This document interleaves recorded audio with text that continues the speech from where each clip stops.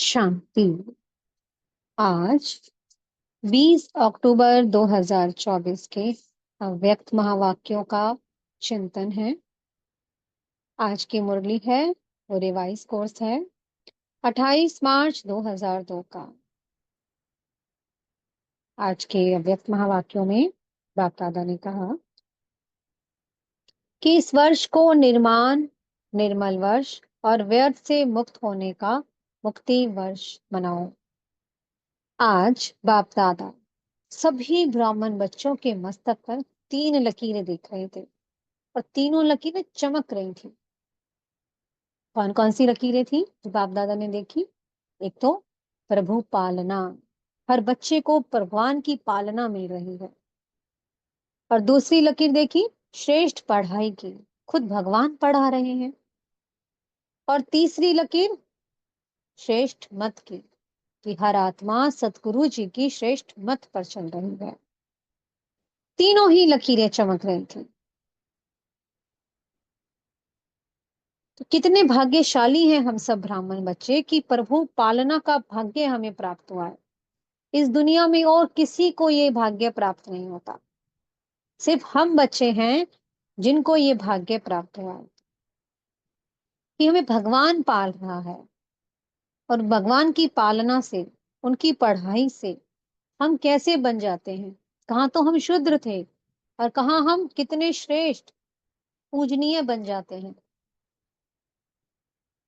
कभी सपने में सोचा था कि हमें खुद भगवान पालेगा, हमें पढ़ाएगा और हमें ऐसी मत देगा जिस पर चल करके हम श्री लक्ष्मी नारायण बन जाएंगे, जिनकी अब तक हम महिमा करते आ रहे थे, मंदिरों में जाकर उनका गायन करते आ रहे थे कि आप सर्वगुण संपन्न हो, 16 कला संपूर्ण हो। हम वो बनने जा रहे हैं। तो कितना ऊंचा श्रेष्ठ भाग्य हम सबको मिला है कि हम सतगुरु जी की, उनकी श्रीमत पर अमृत वेले से रात तक एक एक कर्म हम सतगुरु जी की श्रीमत पर चल रहे हैं। कभी सपने में था कि भगवान हमें पाल रहा है, भगवान हमें राह दिखा रहा है, वो हमें पढ़ा रहा है। तो बाबा ने कहा ऐसा अनुभव है तो अपने भाग्य पर कितना नशा होना चाहिए। वाह मेरा भाग्य है, वाह मेरे बाबा, वाह वाह। आज बाप दादा के पास 2 संकल्प पहुंचे। जो बच्चों की याद थी वो 2 संकल्पों के रूप में बाप दादा के पास पहुंचे। कि कुछ बच्चों ने अपनी अकाउंट बताई कि कितना वो समय अपना, कितना याद में चल रहे हैं, कितना व्यर्थ में जा रहा है, कितना श्रेष्ठ कर्म कर रहे हैं। सारा अकाउंट उन्होंने बाप दादा को बताया। और दूसरी कि उनको बाप के संग के रंग की होली याद थी। तो बाबा ने कहा सब होली मनाने आए हो ना। बाबा ने कहा होली मनाना अर्थात होली बनना, पवित्र बनना।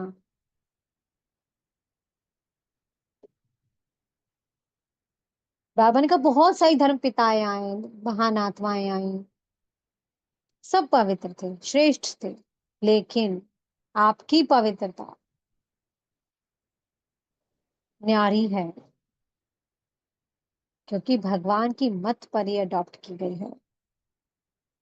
चाहे कोई कितना भी महात्मा हो, धर्मात्मा हो, लेकिन आपकी तो आत्मा भी पवित्र, शरीर भी पवित्र और प्रकृति भी सतो प्रधान पवित्र।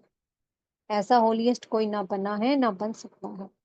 बाबा हमारे हमारा आने वाला कल बता रहे हैं कि हम कैसे बनने जा रहे हैं। क्या ये भविष्य स्वरूप सामने आया सबके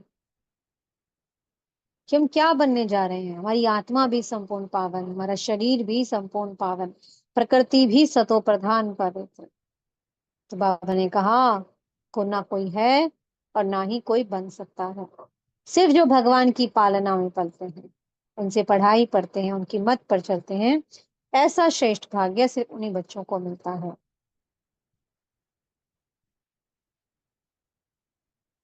तो बार बार अपना ये चित्र, जो भविष्य का हमारा चित्र है, उसे सामने ला। बाबा ने कहा कृष्ण, ब्रह्मा बाप दादा, ब्रह्मा बाबा कृष्ण बनकर सत्युग में जाएंगे। बोलो हम कृष्ण नहीं बनेंगे, क्योंकि कृष्ण तो एक ही बनेंगे ना, ब्रह्मा बाबा बनेंगे, तो कृष्ण के साथ ही तो बनकर चले ना। ऐसा नहीं कि बन जाएंगे कर लेंगे, नहीं। फर्स्ट जन्म में ही सिर्फ कृष्ण की आत्मा होगी, बाद में तो रूप रंग सब बदल जाता है, उनका नाम कृष्ण थोड़ी ना होगा। तो उस कृष्णपुरी में जो फर्स्ट जन्म है, उसमें हमें ब्रह्मा बाबा का साथी बनकर चलना है।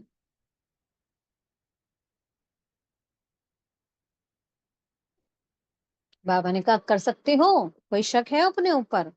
नहीं है ना, क्योंकि हम हर कल्प बने हैं।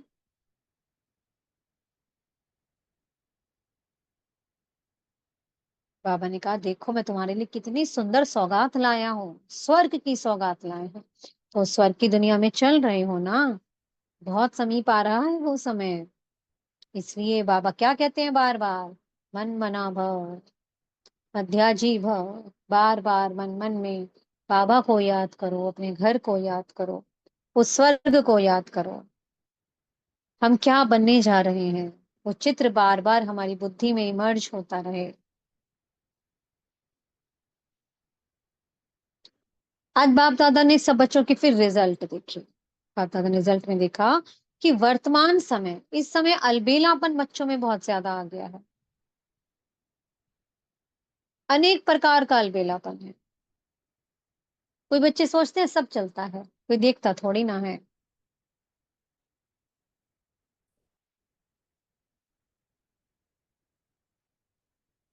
बाप दादा लेकिन सब देखते हैं। बाप दादा के पास सारा अकाउंट है हर बच्चे का।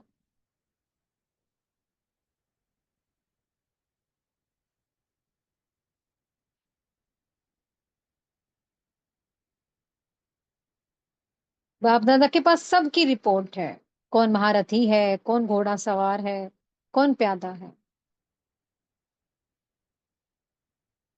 तो इसलिए शिव बाबा को सब पता रहता है। गुड़ जाने गुड़ की गोथरी जाने, जैसे कहते थे ना ब्रह्मा बाप कहते थे। तो इसलिए बाप दादा को सब बच्चों का सब कुछ पता रहता है, कौन बच्चा क्या कर रहा है क्या नहीं कर रहा है।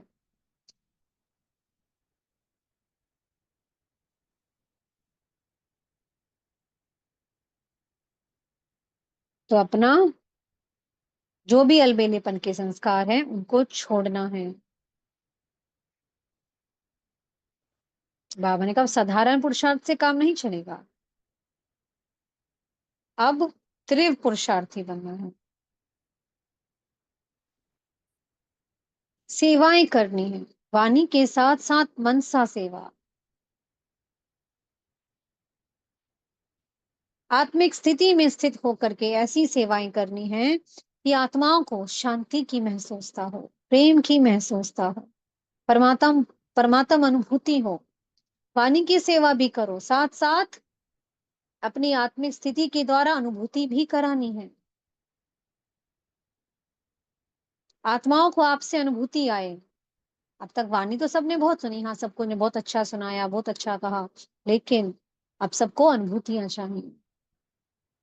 साथ में आत्माएं ये भी कहें वाणी तो बहुत अच्छी सुनाई, लेकिन हमें परमात्म प्यार अनुभव हो रहा था। तो हमें ऐसा वायुमंडल बनाना है, आत्मिक स्थिति में स्थित होकर के आत्माओं को सुख शांति की प्रेम की वाइब्रेशंस पहुंचानी है, सारा वायुमंडल बनाना है। अगर साइंस सर्दी में गर्मी का अनुभव करा सकती है, जैसे सर्दी में होता है ना हीटर चला लिया जाता है, गर्मी का अनुभव होता है, गर्मी में एसी चला लिया जाता है तो सर्दी का अनुभव होता है। तो आप बच्चे क्या अपनी साइंस से नहीं कर सकते? क्या हम योग के द्वारा वायुमंडल को अनुभव नहीं करा सकते, सुख का, शांति का?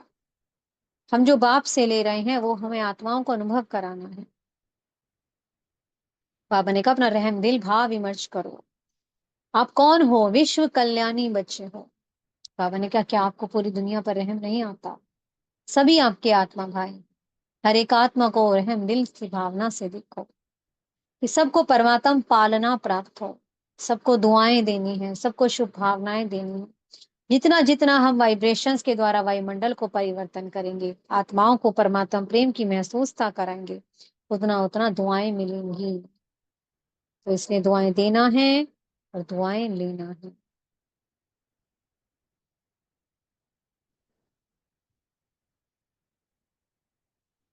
आज बाप दादा ने एक और बात कही कि व्यर्थ से मुक्त होना।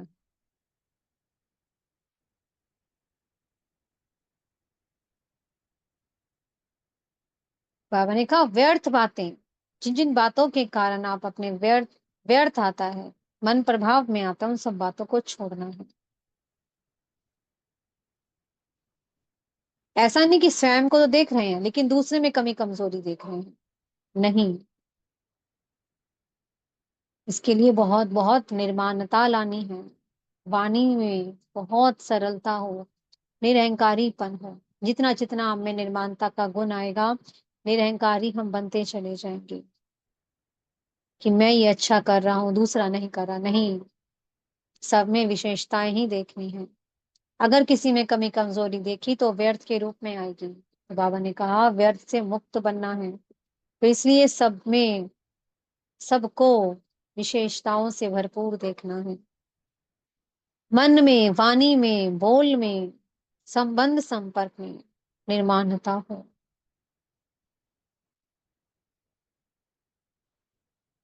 ऐसे नहीं कि मैं ही झुकूं, वो क्यों ना झुके, मैं क्यों झुकूं। नहीं, आज का झुकना आपको सदा सदा के लिए ऊंचा उठा देगा। जितना जितना निर्माणता को धारण करेंगे, निरहंकारीपन अपने आप आता चला जाएगा और फिर सबकी दुआएं मिलेंगी। तो इसलिए हमें व्यर्थ से मुक्त वर्ष मनाना है। नीचे सतगुरु जी ने वरदान दिया है, एक बल एक भरोसे के आधार पर माया को सरेंडर कराने वाले शक्तिशाली आत्मा भव। एक बल एक भरोसा, उस एक पर पूरा विश्वास, वही मेरी शक्ति है। वो आत्मा कौन है? जो वो सदा शक्तिशाली है, उसे कोई भी नहीं हिला सकता। जिसे उसके ऊपर भरोसा है कि हाँ वो खुद भगवान मेरा साथी है, तो उसके आगे माया भी मूर्छित हो जाती है, वो भी सरेंडर हो जाती है। और जब माया सरेंडर हो गई तो हम कौन बन गए? विजयी बन गए। क्या नशा होना चाहिए? हम सदा सदा के विजय ही हैं। हम ही हैं सदा सदा के विजयी, कि कोई हमसे छीन नहीं सकता विजय का अधिकार। तो हमारे दिल में हमेशा ये स्मृति इमर्ज रहे कि हम ही विजयी थे, हम ही विजयी हैं और हम ही बनेंगे। स्लोगन है, नई दुनिया की स्मृति से सर्वगुणों का आह्वान करो और तीव्र गति से आगे बढ़ो। कौन सी दुनिया आ रही है? अब सत्युग आ रहा है, वहां पर हम कौन बनेंगे? दैवीय गुणों से भरपूर मनुष्य, यानी कि देवता, दैवीय गुणों वाले देवता। तो उन गुणों को इमर्श करना है, दातापन के संस्कार धारण करने हैं। सबको सिर्फ देते जाना है, देते जाना है। देवता देते हैं ना सबको, हमेशा देखा है ना अपने जड़ चित्रों को मंदिरों में, हमेशा उनका हाथ देने वाला होता है। तो सबको बस देते जाओ, देते जाओ। जितना हम देते जाएंगे, वो दैवीय गुण हम में धारण होते जाएंगे और फिर हम आगे बढ़ते जाएंगे। ओम शांति। बहुत बहुत शुक्रिया प्यारे प्यारे हमारे मीठे मीठे बाप दादा जी का। ओम शांति।